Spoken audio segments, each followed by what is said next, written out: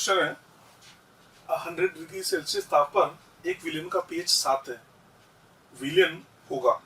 आपसे बोला जा रहा है कि 100 डिग्री सेल्सियस ताप है और इस पर एक विलियन का पीएच इसने बोल दिया 7 है। आपसे बोला गया विलियन की नेचर कैसा होगा, विलियन होगा। ऑप्शन दे रखा पहला अम्लीय, दूसरा दे रखा क्षारीय, थर्ड है उदासीन और फोर्थ दे रखा उपरोक्त में से कोई नहीं। अब देखो इस क्वेश्चन को सोल्व करें। क्वेश्चन के अंदर अब देखो कई बच्चे क्या करते हैं, टेम्परेचर पे ध्यान देते नहीं है। जो बच्चा टेम्परेचर पे ध्यान नहीं देगा वो तो सीधा सीधा क्या सोचेगा कि पीएच कितना है, 7 है, पीएच 7 है तो उदासीन होगा। जबकि पीएच जो 7 है, उदासीन बिंदु पीएच 7 कब होगा, जब ताप का मान होगा 25 डिग्री। मैंने आपसे बोला था कि जैसे जैसे आप ताप का मान बढ़ाओगे, जैसे जैसे आप ताप का मान बढ़ाओगे जो न्यूट्रल पॉइंट है वो शिफ्ट होता चला जाता है। आपको याद है 25 डिग्री पर न्यूट्रल पॉइंट होता था पीएच बराबर 7 और 90 डिग्री पर पीएच 90 डिग्री पर जो न्यूट्रल पॉइंट है वो 6 होता था।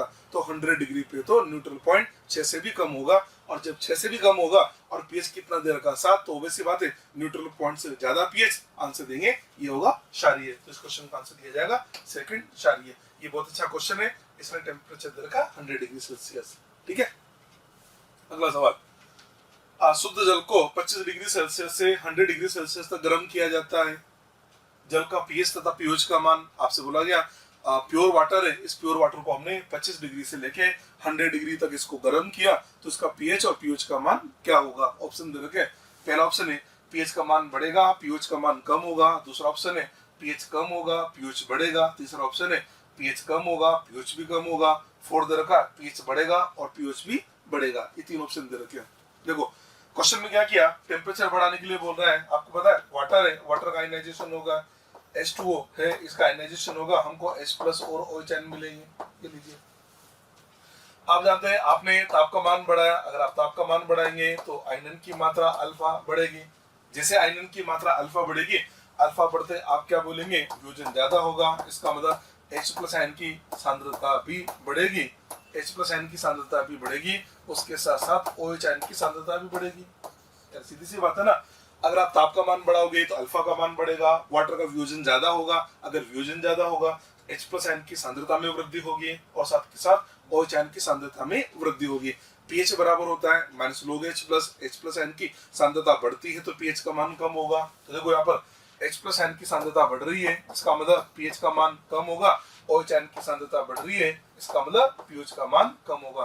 तो आंसर कह देंगे पीएच और पीओएच दोनों का मान ही कम होगा। थर्ड आंसर दिया जाएगा पीएच का मान भी कम होगा, उसके साथ साथ पीओएच का मान भी कम होगा। ये इस क्वेश्चन का सॉल्यूशन है। ठीक है जी, नेक्स्ट अगला क्वेश्चन है एसिटिक एसिड के आयनन स्थिरांक का मान 2 × 10⁻⁵ है। एसिटिक एसिड है, इसका के का मान दे रखा है 2 × 10⁻⁵। आपसे बोला जा रहा है 0.1 m HCl की उपस्थिति में 0.01 m एसिटिक एसिड विलयन की आयनन की मात्रा ज्ञात करो। हमसे एसिटिक एसिड की आयनन की मात्रा पूछा है, पर इस क्वेश्चन के अंदर बोला क्या गया, इस क्वेश्चन के अंदर बोला जा रहा है 0.1 m HCl की उपस्थिति में एसिटिक एसिड की आयनन की मात्रा बतानी है। देखो एसिटिक एसिड है, एसिटिक एसिड का आयनन होगा ये एसिटिक एसिड CH3COOH, इसका आयनन होगा हमको मिलेगा एक तो एसिटेट आयन, उसके साथ में हमको मिलेगा H+ आयन। अगर हम इसका Ka निकालें तो K = क्या लिखेंगे, प्रोडक्ट अपॉन रिएक्टेंट। प्रोडक्ट में लिखा हमने एसिटेट आयन की सांद्रता इनटू H+ आयन की सांद्रता अपॉन एसिटिक एसिड की सांद्रता। ये लीजिए यहाँ तक आ गया। क्वेश्चन में बोला जा रहा है हमको आयनन की जो मात्रा है वो कब निकालनी है, वो निकालनी है 0.1 m HCl की उपस्थिति में। HCl एक स्ट्रॉन्ग एसिड है, आप समझते हैं स्ट्रॉन्ग एसिड है तो इसका 100% आयनाइजेशन होगा।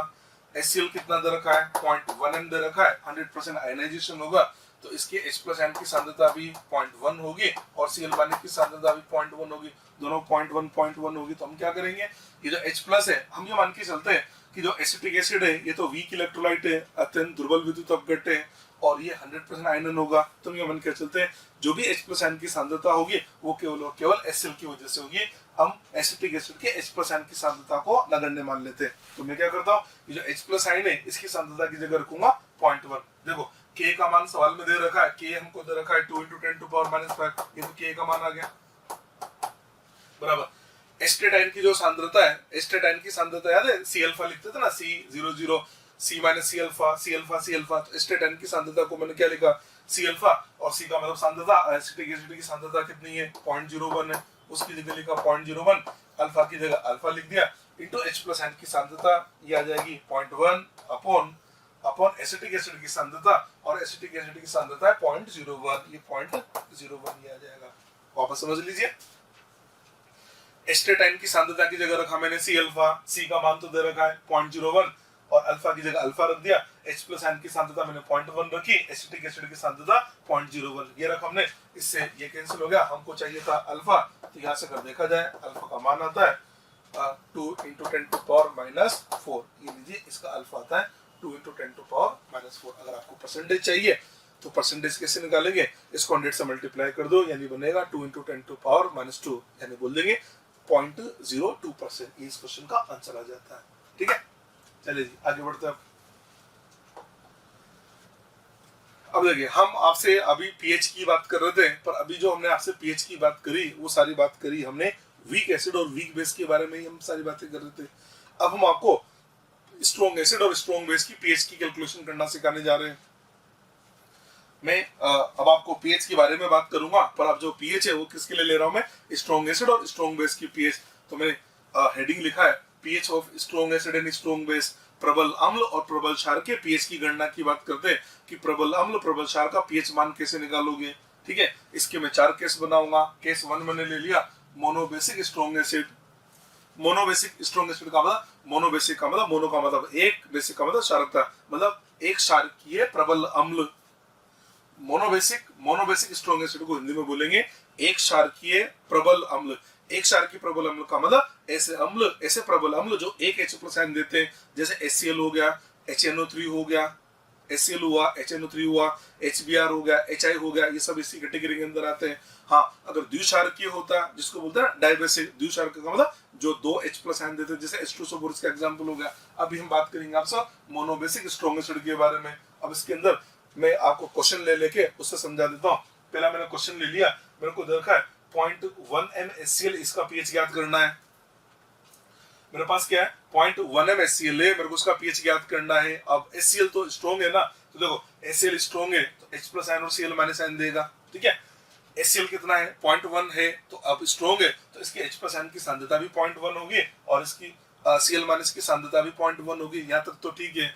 अब आप HCl का पीएच निकालें, HCl का विलेन है, और विलेन तो मतलब HCl को एक तरह से जल में बोला गया है, इसका मतलब जल तो है ही से, तो जल भी होगा तो H प्लस आयन तो हमारा जल भी देता है ना। तो देखो मैंने क्या लिखा, वाटर जल का आयन होगा तो हमको H प्लस आयन मिलेगा, OH आयन मिलेगा, ये समझते सब लोग। आपको ये भी याद होगा जल उदासीन होता है, इसका मतलब जल का जो H प्लस आयन है उसकी सांद्रता होती है 10⁻⁷, इसके जो जल है उसके OH की सांद्रता 10⁻⁷, और जो जल का Kw है जिसको बोलते हैं आयनिक गुणनफल, उसका मान होता है 10⁻14। ये Kw 10⁻14, ये तो सबको ही पता है।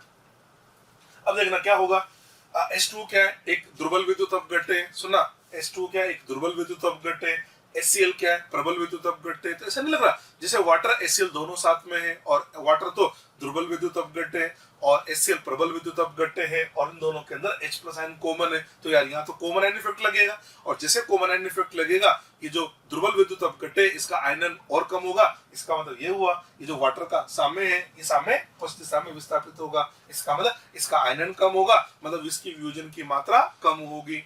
समझ रहे बात को। तो मैंने मान लिया इसकी वियोजन की मात्रा कम होगी, और कम होके अब देखो पहले तो ये समझ में आ गया ना आपको। अब अच्छा देखो, अब अगर हम H प्लस आयन की सांद्रता देखें तो H प्लस आयन की सांद्रता कितनी है 10⁻⁷ है वाटर की वजह से। OH आयन की सांद्रता कितनी है 10⁻⁷ है, ये वाटर की वजह से। H प्लस आयन हमारा क्या हो गया, कॉमन हो गया, तो उस विलेन के अंदर कुल H प्लस आयन की सांद्रता क्या होगी 10⁻⁷, तो वाटर की वजह से होगी, और 0.1 HCl की वजह से होगी। तो H प्लस आयन की सांद्रता होगी 10⁻⁷ प्लस 0.1, और OH आयन की सांद्रता तो 10⁻⁷ ही रहेगी। ठीक है, अब देखो मैंने भी बोला ना कि समान प्रभाव होगा, इसकी वजह आयनन कम होगा, तो आयनन कम होने की वजह साम्य इधर आ जाएगा, इसका आयनन कम होगा। आयनन कम हुआ तो मैंने मान लिया इसका अभी सांद्रता कितनी, अभी H प्लस आयन की सांद्रता कितनी विलेन के अंदर 10⁻⁷ प्लस 0.1 है ना, और OH आयन की सांद्रता कितनी है 10⁻⁷ है। आयनन कम होगा, साम्य पीछे की ओर जाएगा। तो मैंने मान लिया अब क्या होगा, इन दोनों का वियोजन होगा और ये बनेगा। तो मैंने मान लिया इसका वियोजन हुआ x से, ये x से कम हो गया, तो यार ये भी x से कम हो जाएगा, तो इसको क्या लिखूंगा 10 to power minus 7 minus x, इसको लिखूंगा 10 टू पावर माइनस 7 प्लस 0.1, तो पहले था x कम होगा तो लिखा मैंने 10 to power minus 7 plus 0.1 minus x लिख दिया मैंने इसको। ठीक है, मैं मान लेता हूं ये जो है ना 10 to power minus 7 minus x, इसको मैं y मान लेता हूं। 10 to power minus 7 minus x को क्या मान लिया मैंने y, तो एक तरह से इसकी जगह में लिख लूंगा y और इसकी जगह लिख दूंगा y plus 0.1। 10 to power minus 7 minus x को मैंने y मान लिया, तो ये बनेगा y प्लस 0.1 और ये बन जाएगा आपका y। यहाँ तक समझ में आ गया। अब देखो kw जो है ना, kw का मान कितना है 10 की घात माइनस 14 है। ठीक है, अब जब जैसे आपने इसके अंदर देखा तो h प्लस n कितना हो गया 10 टू पावर माइनस 7 प्लस 0.1 हो गया, और OHN कितना हो गया 10 टू पावर माइनस 7 हो गया। आप इसको ऐसे भी समझ सकते हैं। अब H प्लस आयन और OHN की सांद्रता का गुणनफल क्या होगा, तो यार वो गुणनफल तो 10 की घात माइनस 14 से भी ज्यादा आ जाएगा। एक तो होता है ना, एक तो होता है आयनिक गुणनफल, तो हमने साम्य पे निकाला। ठीक है, साम्य डिस्टर्ब हो गया। अब H प्लस आयन की सांद्रता कितनी है 10 टू पावर माइनस 7 प्लस 0.1 है, और ये कितना है 10 टू पावर माइनस 7 है। इसका मतलब ये जो गुणनफल है इसका मान, इस गुणनफल को मैंने बोल दिया, इस गुणनफल को बोला मैंने QC। QC का मतलब होता है ना अभिक्रिया भागफल। तो अभिक्रिया भागफल मैंने आपको सिखाया था ना, अगर अभिक्रिया भागफल का मान साम्य नियतांक के बराबर है तो साम्य होगा। अगर अभिक्रिया भागफल का मान साम्य नियतांक से ज्यादा है, साम्य नियतांक से ज्यादा है तो साम्य पश्च दिशा में जाएगा। तो मैं आपको ये समझाना चाह रहा हूँ कि पश्च दिशा में कैसे गया।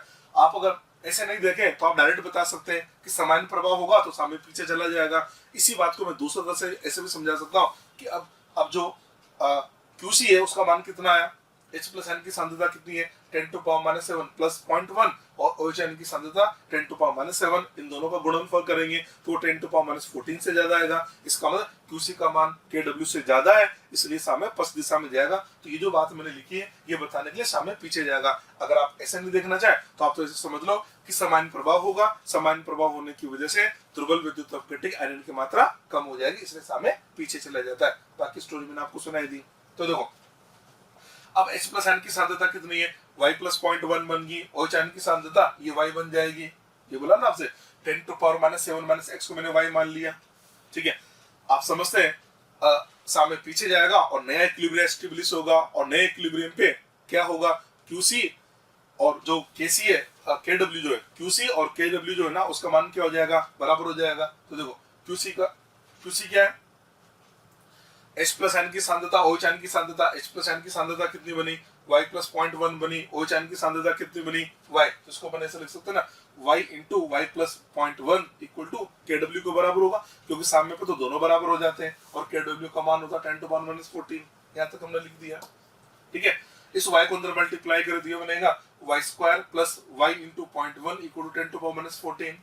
ठीक है, देखो अगर मान लो y जो है ना y वैसे क्या है, y क्या है हमारे पास में, y यही तो है 10 to power minus 7 minus x का मान y है। x तो बहुत छोटा है, इसका मतलब एक तरह से ये हुआ कि जो y है ना y का मान तो 1 की तुलना में वैसे भी बहुत छोटा होता है। तो y अगर 1 की कंपैरिजन बहुत ही छोटा है तो हम क्या करेंगे, अगर y का मान 1 की तुलना में बहुत छोटा है तो y का स्क्वायर y का क्यूब तो और छोटा होता चला जाएगा। तो हमने क्या किया, स्क्वायर की जो घात है ना ये y स्क्वायर, मैंने बोला y अगर 1 की तुलना में छोटा है तो y स्क्वायर तो और छोटा होगा, तो हमने उसको नगण्य मान लिया। तो y स्क्वायर को नगण्य मान लिया तो हमारे पास आ गया y into 0.1 equal to 10 to power minus 14। तो यहाँ से y का मान आ गया 10 टू पावर माइनस 13। y क्या है, तो y आपके पास है, y क्या है, तो y आपके पास में है OHN की सांद्रता, ये ना ये y तो है, तो y क्या है OHN की सांद्रता, यानी बोल देंगे y 10 टू पावर माइनस 13, यानी OHN की सांद्रता है हमारे पास में 10 टू पावर माइनस 13। OHN की सांद्रता आ गई 10 टू पावर माइनस 13, इससे pH कितना आएगा 13, तो pH का मान आ जाएगा ये 13, pH का मान 13, तो यहाँ से pH का मान आ जाएगा 1। इस क्वेश्चन का आंसर आएगा pH इक्वल टू 1। अब आपको लग रहा होगा सर ये आपने तो बहुत ही कॉम्प्लिकेटेड बता दिया, तो मैंने आपको ये प्रॉपर मेथड बता दिया। ऑब्जेक्टिव क्वेश्चन आएगा तो आपको ऐसे नहीं करना है, आपको तो मैं सोल्व करने की ट्रिक बता रहा हूँ। ट्रिक क्या है समझ लो, सेकंड मेथड, या आप ये भी बोल सकते हैं ये ट्रिक डायरेक्ट क्वेश्चन को सोल्व करना। ये तो मैंने एक सब्जेक्टिव अप्रोच बताई है और ऐसे क्वेश्चन को सोल्व कभी नहीं करते हैं। ये तो मैंने आपको प्रोसेस समझा दिया कि देख इसके अंदर ये हो रहा है। अब आप तो ट्रिक समझो और क्वेश्चन आपको ट्रिक से बनाना। आपको बोला 0.1 HCl का pH निकालना है, तो 0.1 HCl H प्लस N देगा, Cl माइनस N देगा, 0.1 MnCl है तो H प्लस भी 0.1 होगा और Cl माइनस भी 0.1 होगा, ये होगा। अब देखो होगा क्या, जो H प्लस आयन है ना अभी जल के अंदर है, तो जल के अंदर H प्लस आयन तो क्या होगा, एक तो हमें HCl की वजह से मिलेगा, और जो H प्लस आयन है वो हमें जल से तो मिलेगा ना, जल से भी H प्लस आयन मिलेगा, और जल से जो H प्लस आयन मिला उसको मैंने Y मान लिया है, तो हम ऐसे लिखेंगे ना कि H प्लस आयन की सांद्रता इक्विलिब्रियम पर क्या होगी, तो Y तो किसकी वजह से, जल की वजह से, और HCl की वजह से कितना है 0.1, तो उसको लिख दो Y प्लस 0.1। अच्छा, हमने आपसे बोला था कि जल जो है अत्यंत दुर्बल विद्युत अपघट्य है, उसका आयनन नगण्य होता है, तो जल की वजह से H प्लस आयन को नगण्य मान लिया, तो Y को नेग्लेक्ट कर दिया, तो हम बोल देंगे H प्लस आयन की साम्य सांद्रता कितनी होगी 0.1 यानी 10 टू पावर -1, तो pH बराबर आ जाएगा 1। तो कुल मिला के बात ये है कि जब आपके पास में प्रबल का सवाल आ जाए, तो प्रबल का सवाल आए तो क्या काम करें। अब जैसे आपको बोला ना 0.1 MnCl है, तो इसको देख के क्या बोलेंगे, इसके H प्लस आयन की सांद्रता कितनी हुई 0.1, अब H प्लस की सांद्रता 0.1, तो pH बराबर 1, ये pH बराबर 1 आ गया। मतलब एक तरह से जब प्रबल अम्ल आपको दे रखा है तो आपको फिर यहाँ पर जल का जो H प्लस आयन है उसको नेग्लेक्ट मान के क्वेश्चन को सोल्व करना है। तो आप जल को कंसिडर मत करो ना, आप अगर जल को कंसिडर नहीं करेंगे, कंसिडर भी कर लेंगे तो भी क्या होगा, उसकी सांद्रता उसका जो वियोजन आयनन है वो नगण्य मात्र है, तो जल की वजह से H प्लस आयन को हमने नगण्य मान लिया, उसको नगण्य मानते जो भी विलयन का H प्लस होगा वो केवल और केवल HCl की वजह से होगा। तो क्या काम करें, जो प्रबल अम्ल का जो H प्लस आयन है उसी से सीधा pH निकाल लीजिए, आपको कुछ करने की जरूरत नहीं है। ठीक है, और एग्जाम्पल लेता हूँ, जैसे अगला सवाल आया 10⁻² MnCl। अब एक तो तरीका क्या है कि आप जल का भी H प्लस लो, सबको जोड़ो, नगण्य मान के पूरा सोल्व कर दो, और ट्रिक क्या कहती है कि 10⁻² MnCl लेना, तो H प्लस आयन की सांद्रता क्या होगी, तो 10⁻² होगी, तो pH का मान 2 आ जाएगा, pH बराबर 2 आ गया। अगला सवाल 10⁻³ MnCl दे दिया, तो इसको देख के डायरेक्ट क्या लिखेंगे, H प्लस आयन की सांद्रता होगी 10⁻3, यानी एक तरह से मैं जल को कंसिडर नहीं कर रहा, तो H प्लस आयन की सांद्रता क्या होगी 10⁻3, इससे pH का मान 3 आ जाएगा। एक सवाल और ले लिया 10⁻5 MnCl ले लिया, तो क्या कहेंगे, इसको देखे H प्लस आयन की सांद्रता क्या होगी 10⁻5, तो pH का मान आ जाएगा 5। इसका मतलब क्वेश्चन आपको डायरेक्ट सोल्व करना है, उस प्रॉपर मेथड पे जाने की जरूरत नहीं है, वो तो मैंने आपको प्रॉपर समझा दिया कि भाई होता तो ऐसे है, पर करना आपको इस टाइप से, ऐसे क्वेश्चन बनाना है। ठीक है जी, आगे बढ़ते हैं। अगला सवाल इसी प्रकार से हमने ले लिया 10⁻8 MnCl, और क्वेश्चन लिया 10⁻8 MnCl ले लिया है, उसी तरह सोल्व करें तो H प्लस आयन की सांद्रता क्या होगी 10⁻8 होगी, तो इससे pH का मान कितना आ गया 8 आ गया। अब इस क्वेश्चन के अंदर हमसे गड़बड़ हो गई, गड़बड़ हमसे ये होगी यार HCl तो अम्ल है और अम्ल का pH तो 7 से कम होगा, इसमें आ गया 8, इसलिए हमने इसमें क्रॉस लगा दिया है। तो जब कभी ऐसा सवाल आ जाए, समझना, जब कभी ऐसा सवाल आ जाए कि अम्ल दे रखा है, सुनो, ऐसा सवाल आ जाए कि इसके अंदर आपको अम्ल दे रखा है और अम्ल का pH 7 से भी ज्यादा आ जाए, तो आप एक काम करना, उस क्वेश्चन का आंसर 7, मतलब उस क्वेश्चन का जो भी आंसर आएगा ना वो आएगा 7 से थोड़ा सा कम। तो हमने लिखा ना pH इसका 8 आ गया, पर वो लिखा but it is impossible, it is not possible, ये संभव नहीं है, because HCl is acid. HCl क्या, एक एसिड है, तो उसका जो pH है वो 7 से कम होगा। तो जो ये क्वेश्चन आते हैं ना, इस टाइप का जो क्वेश्चन आया, इसका pH कितना होगा 7 से थोड़ा सा कम होता है, तो आपको क्या करना है, 4 ऑप्शन देखने और उसमें देख लेना जिसमें भी लिख रखा हो ना स्लाइटली लेस देन 7, तो उस पे आपको टिक करना होता है। ठीक है, हाँ, अगर आपको सोल्व करना है, पहले तो मैं आपको ट्रिक बता देता हूँ। ट्रिक क्या है कि आपको प्रबल अम्ल दिया, सुना, प्रबल अम्ल दिया और उसका pH का मान 7 से ज्यादा आ गया, प्रबल अम्ल दिया, उसका pH का मान 7 से ज्यादा आ गया, तो ऐसे क्वेश्चन का आंसर क्या आएगा, pH slightly less than 7, pH का मान 7 से थोड़ा सा कम, ये उसका आंसर है। तो 4 ऑप्शन में देख लेना, 7 से थोड़ा सा कम, जैसे 6.9 समथिंग जो होता है ना, वो जिसके अंदर दे रखा हो ना, वही उस क्वेश्चन का आंसर बन जाता है। ठीक है, तो इस क्वेश्चन का आंसर देना है स्लाइटली लेस देन 7। हाँ, अगर सोल्व करना हो, ये तो मैंने आपको बात करी ट्रिक के बारे में, आपको बोला कि आपने बोला हमें तो सोल्व करना है, तो चलो सोल्व करते हैं। HCl क्या लिया हमने, H++ Cl- लिया, यहाँ जो HCl है उसकी सांद्रता कितनी है 10⁻8 है, तो H प्लस भी 10⁻8 होगा और Cl माइनस भी 10⁻8 होगा। चलिए जी, वाटर की बात करें तो वाटर से H प्लस मिलेगा, OH माइनस मिलेगा, clear point. H plus water neutral है, तो H प्लस आयन की सांद्रता 10⁻7, OH आयन की सांद्रता 10⁻7, यानी इसका Kw आ गया 10⁻14। चलो जी, अब अब विलेन के अंदर कुल H प्लस N की सांद्रता क्या होगी, तो 10 की घात -7 तो वाटर से होगी और 10 की घात -8 इस HCl से होगी, तो कुल H प्लस N की सांद्रता होगी 10 की घात -7 प्लस 10 की घात -8 और OH की सांद्रता तो 10 की घात -7 रहेगी।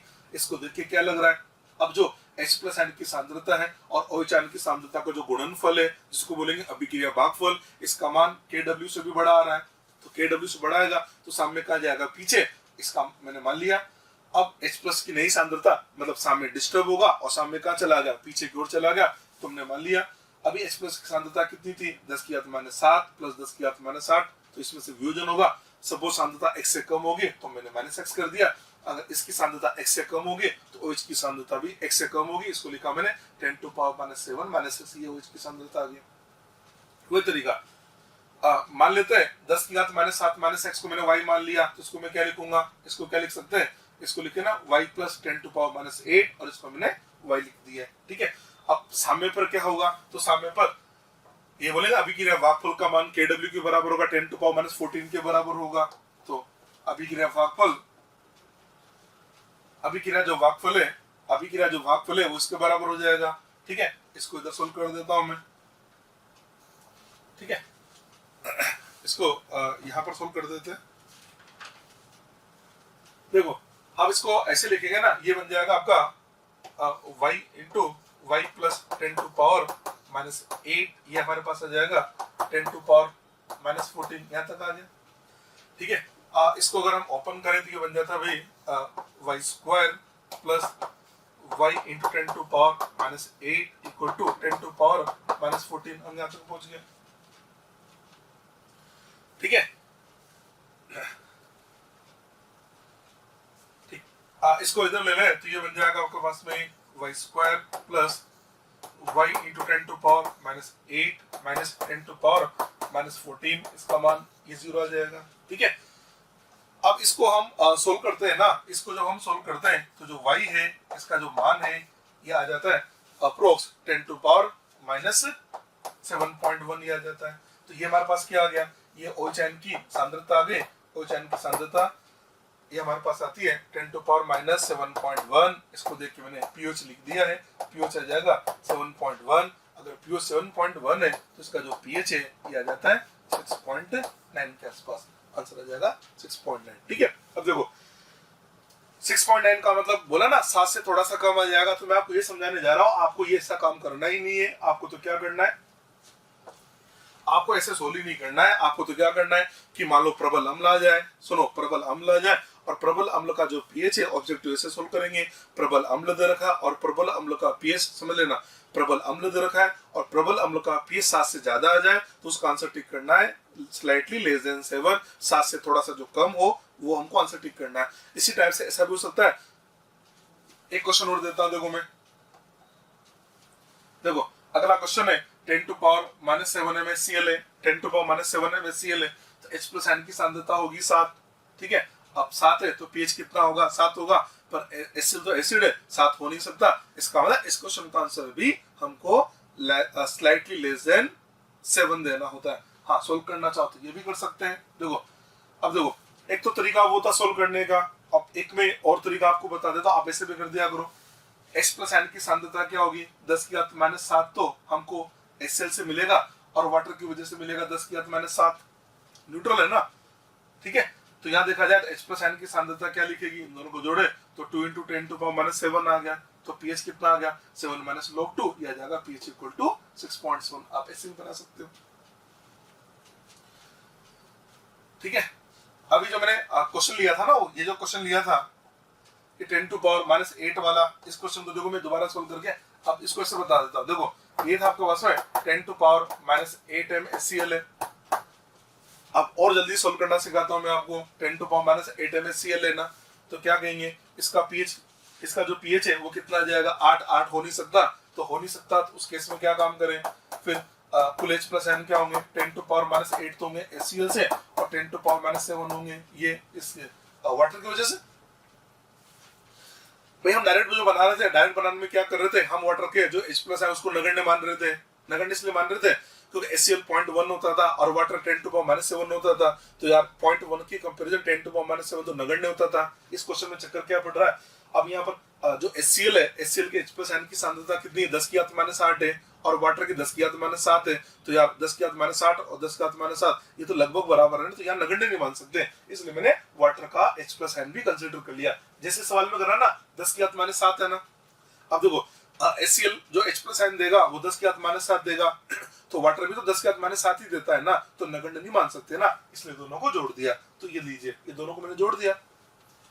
इसको जोड़े तो इसको अपन ऐसे लिख सकते हैं, H+N की सांद्रता क्या होगी, 10 की घात -7 क्या किया, इसमें से कॉमन ले लिया, समझ ना, अंदर क्या बचेगा, ये 10 की घात 7 मैंने कॉमन लिया, तो अंदर आपके पास क्या बचा 0.1 + 1, इसको हम लिख सकते हैं क्या 1.1 × 10⁻⁷ ही आ जाएगा। ठीक है, ये H+ आया तो इसको देख के हम pH क्या लिखेंगे, pH = 7 - log 1.1 log 1.1 log 10 1.1 एक से थोड़ा सा मतलब इसका छोटा सा कोई मान होगा तो साथ में से उसको माइनस करेंगे, तो आपका जो आंसर है वो आ जाएगा स्लाइटली लेस देन 7। तो ये तो लिखेंगे ना, इसका आंसर आ जाएगा, ये pH जो है ना ये आ जाती है अप्रोक्स 6.9, ये लीजिए, वो हमने सोल्व कर दिया। ठीक है, अब आप सोच रहे होंगे सर ये कब वाटर का H+N कब जोड़ेंगे और कब नहीं जोड़ेंगे, ये तो क्वेश्चन आया ना दिमाग में कि वाटर का H+N कब जोड़ना है और कब सवाल डायरेक्ट बनाना है। तो जोड़ना कब है, जब अम्ल दे रखा हो, सुन लेना, आपको जोड़ना कब है, जब आपको कोई अम्ल दे रखा हो और उसका pH 7 या 7 से ज्यादा आ गया तो वाटर का H+N जोड़ दो, और अगर आपको अम्ल दे रखा है और उसका pH पहले से 7 से कम आ रहा है तो वाटर के H+N को जोड़ने की कोई जरूरत नहीं है। देख एक क्वेश्चन और मैंने लिखा 10⁻⁻6 MnCl, H+ कितना आ गया 10⁻⁻6 आया, तो pH कितना आ गया 6 आ गया, अब pH 6 आ गया, 7 से कम पहले ही है, तो देख मैंने H+N वाटर का नहीं जोड़ा ना, और इस 10⁻8 में जोड़ा और 10⁻7 में भी मैंने जोड़ दिया है। तो समझ आ गया, तो वाटर का कब H+ जोड़ना है और कब H+ नहीं जोड़ना है। तो जोड़ना कब है, जब कोई अम्ल दे रखा हो उसका pH 7 या 7 से ज्यादा आ गया तो वाटर का H+ 10⁻7 जोड़ के क्वेश्चन को सोल्व कर लो, और अगर अम्ल दे रखा है उसका pH 7 से कम आ रहा है तो उसको जोड़ने की जरूरत नहीं है, क्वेश्चन को डायरेक्ट सोल्व कर लीजिए। ये मैंने इन क्वेश्चन को सोल्व करने का आपको ट्रिक सिखा दी है, समझे बात को।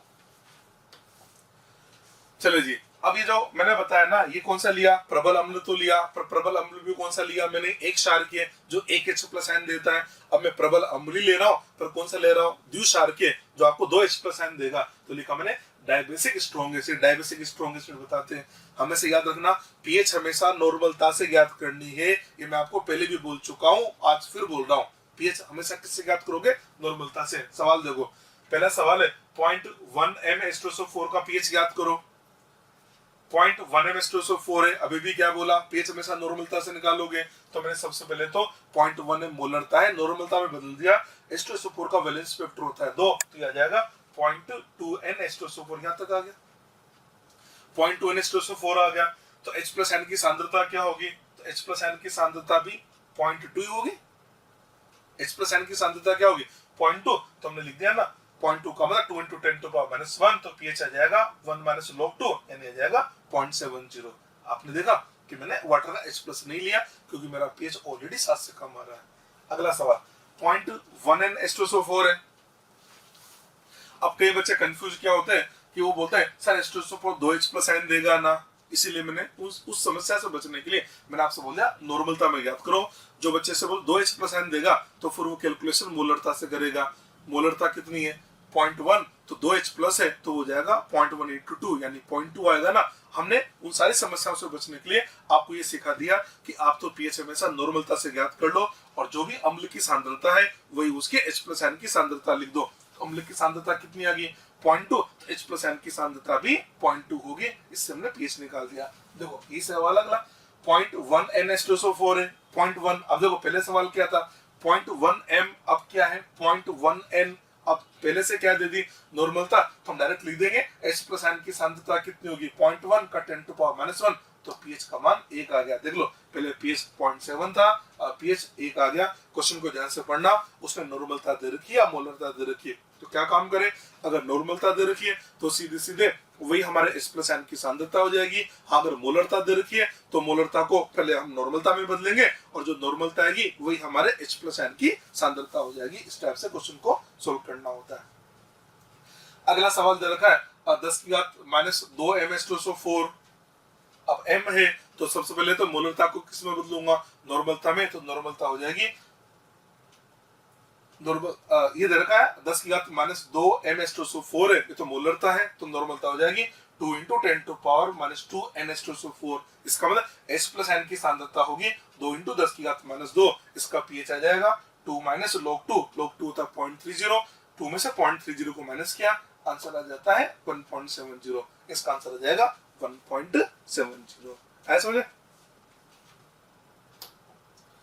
अगला सवाल 10 की घात माइनस 8 M/4 है, 10⁻⁻8 M/4 है, इसका pH निकालना है, मोलरता दे रखी है। सबसे पहला काम नॉर्मलता में बदल दिया, नॉर्मलता जाएगी 2 × 10⁻⁻8 N/4, हम pH निकाले, मतलब 2 × 10⁻⁻8 N/4 आ गया, तो H प्लस N की सांद्रता मिल जाएगी 2 × 10⁻�8, तो उसका pH कितना आएगा 8 - log 2, 8 - log 2 का मतलब log 2 0.30, तो आंसर आएगा 7.7 H2SO4। तो बेटा अम्ल है, pH 7 से ज्यादा आ गया, ऐसा हो नहीं सकता, इसका मतलब वाटर का H प्लस N जोड़ना पड़ेगा।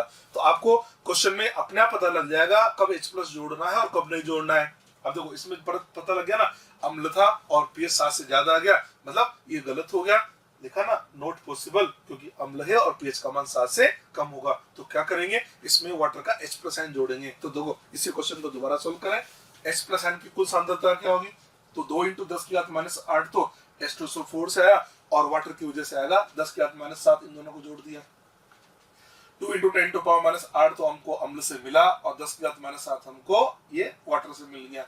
ठीक है, तो अब H प्लस N की सांद्रता क्या होगी, इन दोनों को जोड़ना है। तो मैंने क्या इसमें से 10 की घात माइनस 7 मैंने कॉमन लिया, तो आपके पास बचेगा 1 + 0.2, इसको लिख देंगे 1.2। H प्लस N की सांद्रता आ गई 1.2 × 10⁻⁻7, यहाँ से pH अगर निकाले तो pH आ जाएगा 7 - log 1.2, ये log 1.2, log 1.2 का मान निकाल सकते हैं, पर आंसर देखें तो आंसर आएगा स्लाइटली लेस देन 7, 7 से थोड़ा सा कम। हाँ आप कहेंगे सर log 1.2 कैसे निकालते हैं, तो log 1.2 का मान निकालना मैं आपको बता देता हूँ, ये से समझ लो, ये log 1.2 है ना, इसको मैं से लिख देगा log 12/10, ठीक है, क्या इसको लिखा जा सकता है log 12 - log 10,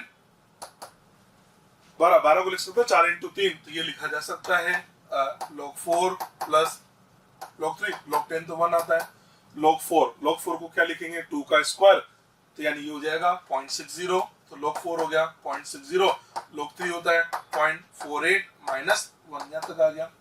ठीक है, 0.6 और हमने 0.48 किया तो यह आ जाता है 1.18 - 1, यानी आ जाएगा 0.18, ये 0.18 आ जाता है। तो log 1.2 का मान आ जाएगा हमारे पास 0.18, 7 में से 0.18 को माइनस करेंगे तो आंसर आ जाता है। और अगर ऑप्शन में एक ऑप्शन देख लेना 7 से कम जो लिखा हुआ है अपन उस पर टिक कर देंगे, इस टाइप से इस क्वेश्चन को भी सोल्व कर सकते हैं। ठीक है जी, अगला क्वेश्चन लेते हैं। अब देखो अभी तक हमने जो सवाल आपको सिखाया ना पीएच के, वो किसके लिए, अम्ल के लिए। अब मैं क्षार के क्वेश्चन बना रहा हूँ, 2 केस ले लिए मैंने, अब तीसरा और चौथा 2 केस और बनाऊंगा। अब मैं ले रहा हूँ mono acidic strong base. Mono acidic strong base इसको बोला जाता है एक अम्लीय प्रबल क्षार। एक अम्लीय प्रबल क्षार ऐसा प्रबल क्षार जो एक OH आयन देता है, उसका पीएच निकालना सिखा रहे हैं। एग्जाम्पल से बताएंगे, क्वेश्चन रखा है, हमसे बोला गया 0.1 m NaOH का पीएच निकालो। पीएच हमेशा नॉर्मलता से निकालते हैं, NaOH का वैलेंस स्पेक्टर 1 है तो नॉर्मलता मोलरता वही होगी। अब NaOH तो प्रबल है, तो जो इस क्षार की सांद्रता होगी वही उसकी OH आयन की सांद्रता होगी, तो हम डायरेक्ट लिख देंगे OH आयन की सांद्रता कितनी होगी 0.1 का मतलब 10⁻⁻1, तो pH आ जाएगा 1। अगर pH 1 है तो pH का मान आ जाएगा 13, इसका pH 13 आ जाता है। अगला सवाल 10 की घात -2 m NaOH का pH निकालना है, प्रबल है, तो जो NaOH की सांद्रता होगी वही OH आयन की सांद्रता होगी। तो उसको देख के क्या लिखेंगे, OH आयन की सांद्रता आ गई 10 की घात -2, तो pH का मान आएगा 2, pH का मान 2 तो pH का मान 12, ये लीजिए pH का मान आपके 12 आ गया।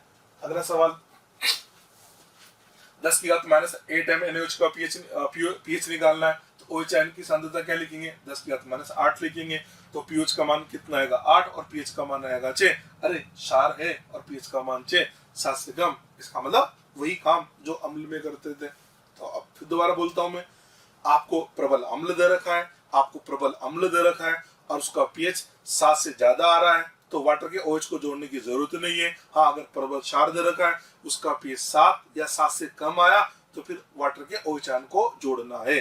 तो अब इस क्वेश्चन के अंदर पीएच कितना आ गया, 6, और 6 पीएच तो पीएच हो नहीं सकता ना, तो यहाँ पर हमको वाटर का OH आयन इसके अंदर जोड़ना पड़ेगा। तो OH आयन की सांद्रता क्या होगी, 10⁻⁸ तो हमको क्षार से मिलेगा और जल की वजह से मिलेगा 10⁻⁷। इन दोनों को हमने जोड़ दिया। 10⁻⁷ बाहर लिया, अंदर बचेगा 1.1, तो ये आ गया 1.1 इंटू 10⁻⁷। तो यहाँ से पीएच का मान आ जाएगा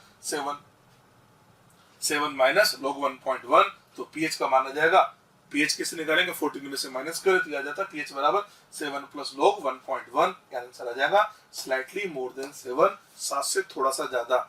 अगर अम्ल होता तो 7 से थोड़ा सा कम, क्षार है तो आंसर देंगे 7 से थोड़ा सा ज्यादा। बिल्कुल वो का वही तरीका है, समझ गए। चलिए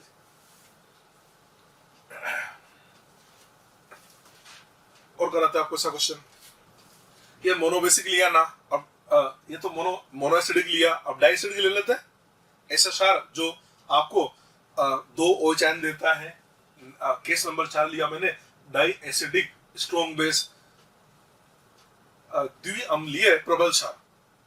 सवाल के थ्रू बताएंगे हम तो आपको। सवाल दे रखा है 0.1 m बेरियम हाइड्रोक्साइड, इसका पीएच निकालना है। तो देख लो, मोलरता दे रखी है, सबसे पहला काम मोलरता को नॉर्मलता में बदलना। मोलर नॉर्मलता में बदला तो आ जाएगा 0.2 n बेरियम हाइड्रोक्साइड। तो क्या कहेंगे, जो क्षार की सांद्रता है वही OH आयन की सांद्रता होगी, तो OH आयन की सांद्रता लिखेंगे 0.2 यानी 2 इंटू 10⁻⁸ तो पीएच का मान आ जाएगा 1 माइनस log 2, तो पीएच कितना आएगा, 14 माइनस माइनस करेंगे तो आ जाएगा 13 प्लस log 2 होता है 0.30, आंसर दे देंगे 13.3। इस क्वेश्चन का आंसर आ जाएगा।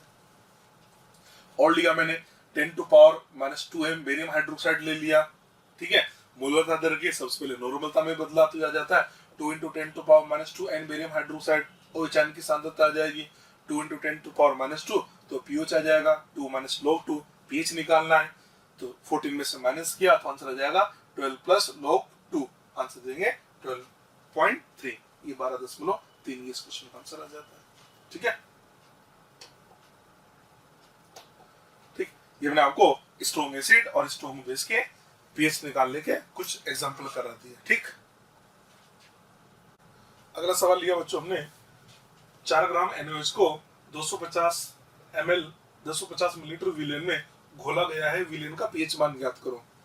क्वेश्चन ये दे रखा है कि आपने NaOH कितना लिया, 4 ग्राम लिया और इसको किस में घोल दिया, 250 ml विलियन में, और आपसे बोला गया इसका पीएच मान क्या होगा, ठीक है। सबसे पहले हम क्या करते हैं, ये जो NaOH है, इस NaOH की नॉर्मलता निकाल लेते हैं। मैंने आपसे बोला था ना, पीएच और पीओच जो भी निकालना हो उसके लिए आपको नॉर्मलता की जरूरत पड़ती है, नॉर्मलता से निकालना है। तो मैंने सबसे पहले तो इस NaOH की नॉर्मलता निकालनी।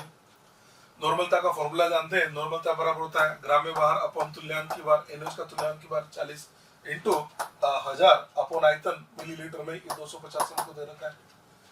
इसको सोल्व करके देखें तो यहाँ से हमको ये NaOH की नॉर्मलता मिलेगी। तो देखिए NaOH की नॉर्मलता कितनी आती है, इसको सोल्व करें, ये चला जाएगा 4 बार, 4 से 4 कैंसिल हो गया तो आपके पास बचता है 0.4, ये 0.4 आ गया, 0.4 को आपने लिखा 4 इंटू 10⁻⁻1। ये हमारे पास नॉर्मलता रही NaOH की नॉर्मलता का मतलब एक तरह से OH आयन की सांद्रता, तो OH आयन की सांद्रता आती है 4 इंटू 10⁻⁻1। तो इससे हम पीएच अगर निकालें तो पीएच का मान आता है 1 माइनस log 4, और अगर आप पीएच निकालें तो पीएच बन जाएगा 14 में से माइनस करते ही ये बन जाएगा 13 प्लस log 4, log 4 होता है 0.60, इस क्वेश्चन का आंसर आ जाएगा 13.6, 13.6 इस क्वेश्चन का आंसर आ जाता है, ठीक है। और लेते हैं क्वेश्चन आपके लिए। नेक्स्ट क्वेश्चन लिया मैंने, एक विलेन का पीएच 10 करने के लिए 250 मिलीलीटर विलेन में कैल्शियम प्लस 2 के कितने मोलों को घोलना पड़ेगा। क्वेश्चन समझना, क्वेश्चन आपको दे रखा है, एक आपको बोला गया एक विलेन का पीएच 10 करना है, एक विलेन का पीएच मेरे को 10 करना है। तो ये बोल रहा है उसका जो 250 मिलीलीटर विलेन है उसके अंदर कैल्शियम प्लस 2 के कितने मोल घोलेंगे। देखो विलेन का पीएच कितना है 10, अगर पीएच 10 होगा तो पीएच का मान तो 4 होगा, अगर पीएच का मान 4 है तो OH आयन की सांद्रता कितनी आएगी 10⁻⁴, ये जो सांद्रता है ये तो नॉर्मलता होगी, क्योंकि हम बोला था ना कि पीएच नॉर्मलता से निकालना है, तो पीएच से जो आएगा वो नॉर्मलता आएगा। इन एक तरह से देखा जाए, अब ये आयन कौन सा बोल रहा है, कैल्शियम हाइड्रोक्साइड, कैल्शियम +2, इसका मतलब विलेन जो है वो कैल्शियम हाइड्रोक्साइड का बना हुआ है। तो मैंने पता लगा लिया कि एक तरह से कैल्शियम हाइड्रोक्साइड की नॉर्मलता 10⁻⁴n, ये इसकी नॉर्मलता आ गई है। तो इस नॉर्मलता से मैंने मोलरता बदल दी, मोलरता बराबर होगा ना नॉर्मलता अपॉन वैलेंसी फैक्टर, तो ये इसकी मोलरता बना दी। मोलरता क्यों बदली, क्योंकि मोलरता इसलिए बदली क्योंकि मेरे को मोल चाहिए। अब देखो, अब मोलरता हमारे पास आ गया। आप जानते हैं मोलरता का फॉर्मूला क्या होगा, मोलरता बराबर होता है ना, मोलरता बराबर मोल इंटू 1000 अपॉन आयतन मिलीलीटर में, यही तो होता है। ठीक है, मोलरता की बात करें तो मोलरता कितनी है हमारे पास में 10⁻⁴/2, ये तो मोलरता है। हमको मोल लेकर आने, ये मोल लाने हमको, 1000 की जगह हमने 1000 लिखा, अपॉन आयतन ये हमको 250 इधर रखा है।